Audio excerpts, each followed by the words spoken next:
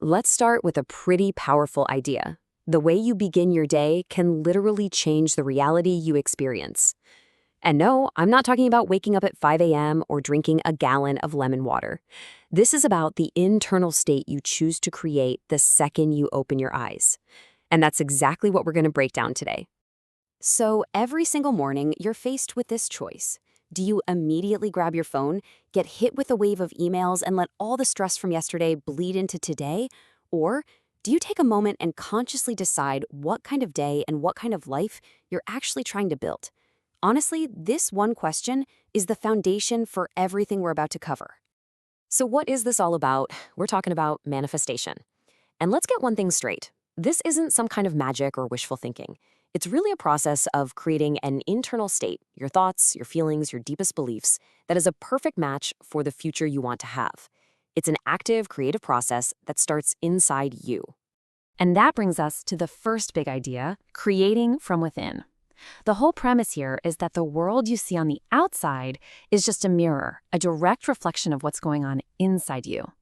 If you're living in a constant state of stress or feeling like you're lacking something, your reality is just going to keep showing you more of that.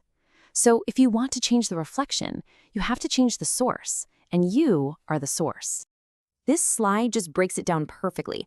On the left, you've got the old way of thinking, the Newtonian world. It's all about do, have, be. We think we need to do all the hard work so we can have the success, so we can finally be happy. But the quantum model on the right, it flips that whole thing on its head. It says you have to be happy and abundant first, and from that state of being, you'll naturally take the right actions that lead you to have the life you want. You have to feel it before you can see it. Okay, so how in the world do you start being that person now? Well, that's where step one comes in. Meditate and visualize. The whole goal is to go inward first thing in the morning before the world has a chance to get its hooks in you. This is how you get access to the operating system of your reality, your subconscious mind. And this, right here, this is the key that unlocks the whole thing. It's pretty wild, but from a neuroscience standpoint, when you vividly imagine something with real intense emotion, your brain fires off the same exact neural networks as if it were actually happening. You're literally creating memories of a future that hasn't happened yet. You're teaching your brain and your body what that future feels like so it starts to accept it as real. So, how do you make this practice actually work? It's a three-part process. First, you have to quiet your mind. Slow those brainwaves down so you can get into that suggestible subconscious state. Second, you flood your body with the feeling of gratitude for everything you already have. This signals abundance. And third, you visualize one specific, super emotional scene of your goal already being reality. And don't just see it with your mind's eye. You have to feel the emotion of it in your heart, in your whole body, as if it's happening right now. But, and this is a big but, the work doesn't stop when you open your eyes after the meditation. In fact, that's where the real game begins. This brings us to step 2, embody your future self. You can't just create this amazing new internal state and then immediately go back to being your old self. You have to carry that new energy with you, shifting from being a passive observer of your life to being an active player. And this slide just nails the difference. The observer wakes up, looks around at their same old reality, and reacts with the same old thoughts and feelings. But the player? They get up from that meditation and immediately start acting from the feeling of their wish fulfilled. They aren't waiting for the world to change for them. They are being the change. I love this reframe. It's so powerful. That future version of you that you're imagining, it's not some fantasy you have to build from nothing. In the quantum field, where every possibility exists, that version of you is already real. Your job isn't to become her, it's to tune your energy to match hers. It's about remembering who you already are at that higher frequency. So how do you actually do this? It's in the smallest moments. How does the version of you who owns that thriving business walk to the kitchen? How do they make their coffee? How do they brush their teeth? What kind of posture do they have? You start embodying this new identity in the most normal, everyday moments. That's how you make it your new default setting. All right, let's talk about the final piece of the puzzle here. Action. Because manifestation is not a passive sport. But the kind of action you take is absolutely critical. You have to act from a place of knowing and contentment, not from a place of desperation and lack.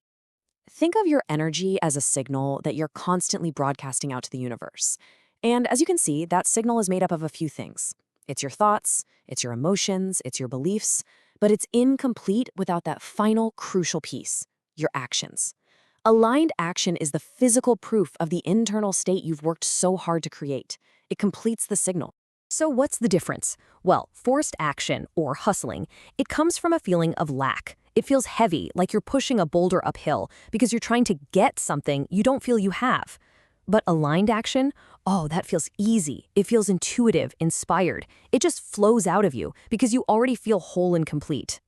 And that right there, that's the secret sauce. You don't have to burn yourself out.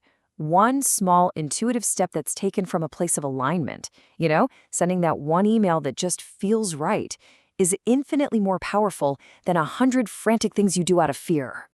So, let's bring it all together. The fundamental shift we've been talking about this whole time is moving from a mindset of chasing after what you want to a state of being where you just effortlessly attract it.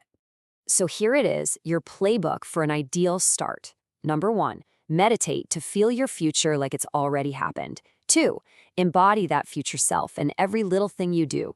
3, take inspired, aligned action. And 4, and this one is huge, you have to detach. Stop looking around for proof that it's working. Your only job is to maintain that internal state no matter what your current reality looks like. And this is the ultimate takeaway. If you remember one thing, let it be this. Chasing implies that you're separate from what you want. Attracting implies that you are a magnet for it. By embodying the feeling of your wish fulfilled, you become the magnet. So, I'll leave you with this final, powerful question to think about. If every morning is a rehearsal for the future you're creating, then what future are you going to choose to step into and rehearse tomorrow?